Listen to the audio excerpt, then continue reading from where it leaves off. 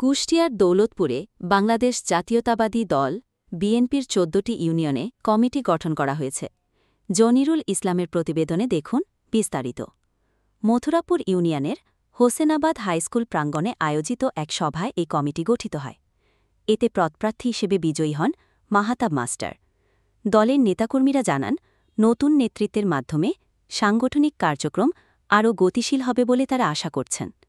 DPC news, Daulatpur, Kushtia. Bangladesh Jatiyatabadi Dal শহীদ রাষ্ট্রপতি জিয়াউর রহমানের হাতে গড়া বাংলাদেশ জাতীয়তাবাদী দল মথুরাপুর ইউনিয়ন দ্বিবার্ষিক সম্মেলনে আমি টিবল মার্কা প্রতীকের সাধারণ সম্পাদক পদে জয়লাভ করেছি এবং আমি আশা করি পরবর্তী সময়ে এই দলকে আগে নেওয়ার জন্য আমি যথেষ্ট চেষ্টা করব।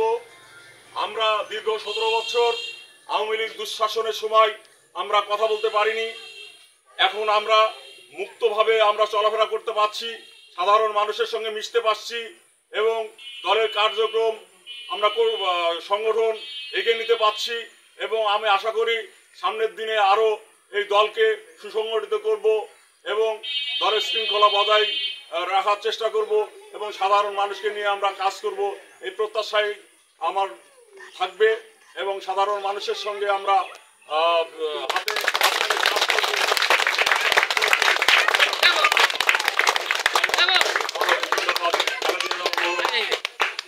জিন্দাবাদ।